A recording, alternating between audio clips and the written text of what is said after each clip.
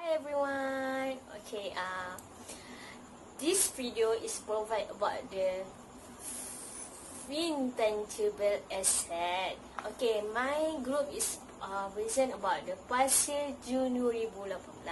And the first question is about the criteria that need to be certified before expenditure can be capitalized. Okay, the first one is the intangible asset. Intangible asset is for the three criteria that need to be met, which is first is identifiable, which is probable or able to be entity to be sold or transfer, exchange or arise of for the contractual. And the second one is a control and future economic benefits, which is the entity able or has a power to have control and future economic benefit, which may include the revenue for the company. And then for the intangible asset must be probable that expected for the future economic benefits. The asset will flow the entity and the cost can be measured reliably. And then for the research and development piece, must be meet the uncertainty that future economic benefit, which is for the future, so that when they are meet the regulation, it can be capitalized.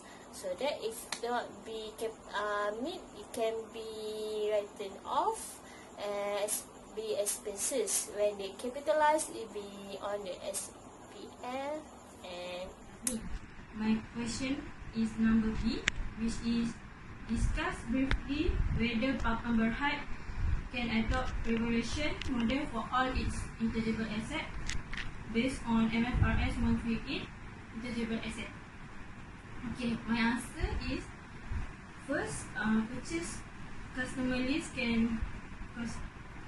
cost 350,000 and set up the research and development center to identify the psychological needs for athlete cost 150,000 can be recognized as intangible asset based on MFRS 138 intangible asset, since it is meet the definition, which is identifiable and controlled, and the recognition criteria that is probable expected future economic benefit, and the cost of asset can be measured regularly.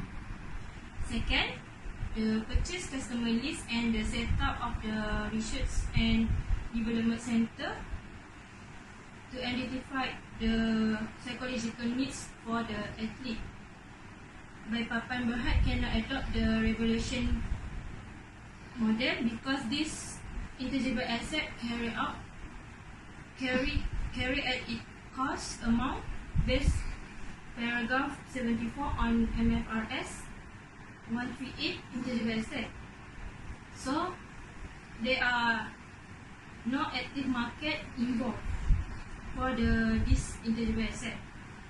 The active market appear where the intangible asset are carried at a privileged amount, being it fair value, and the intangible asset can adopt the revaluation model. I will discuss about question number C.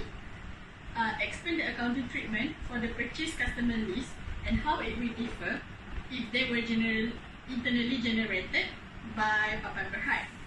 So the answer is the cost of 350,000 of customer purchase list will be recognized as intangible asset, since it can be capitalized because the cost can be measured reliably and the future economy it is probable the future economic benefit that are attributable to the asset will flow to the entity.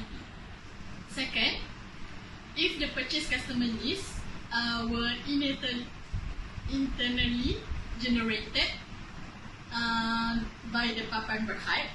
So the cost of 350,000 cannot be recognized as an intangible asset because it cannot be distinguished from the cost from the business as a whole. Therefore, it cannot be capitalized, and it will be treated as an expenses in the SOPL. So thank you. So we will continue with question D.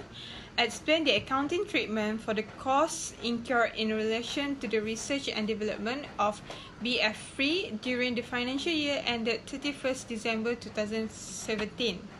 Apparently, there will be two costs that will be incurred in here. First, it's related to research phase, and the second will be related to development phase. Apparently, the cost incurred during the research phase, which is the distribution of the survey questionnaire, amounted 150,000 ringgit, and then the second cost that will be related under research phase is the identify the process and the impact, where it costs around 50,000 ringgit. Those two costs shall not be recognized, and all this expenditure incurred during that phase shall be recognized as an expenses instead. This is because there is no certainty of future economic benefit that will flow to the entity during that phase. Then, for the development phase, the project shall be recognized if and only if they meet all the criteria under paragraph 57 in MFRS 138. First, the criteria will be the technical feasibility of completing the intangible asset so that it will available for use or sale. B, its intention to complete the intangible asset and use or sell it. C, its ability to use or sell the intangible asset. D, the intangible asset will generate probable future economic benefit. E, the availability or adequate technical, financial and other resources to complete the development and to use or to sell the intangible asset. And lastly, the ability to measure reliably the expenditure attributable to the intangible asset during its development. And all these criteria thus met all activities that happened during March 2017 until December 2017, where Papan Berhad developed prototype. They test the product for selected athlete, and then there's slight improvement. Also, the management is self-confident of the acceptance for the product that to be sold, and then lastly they launch the BF3 product.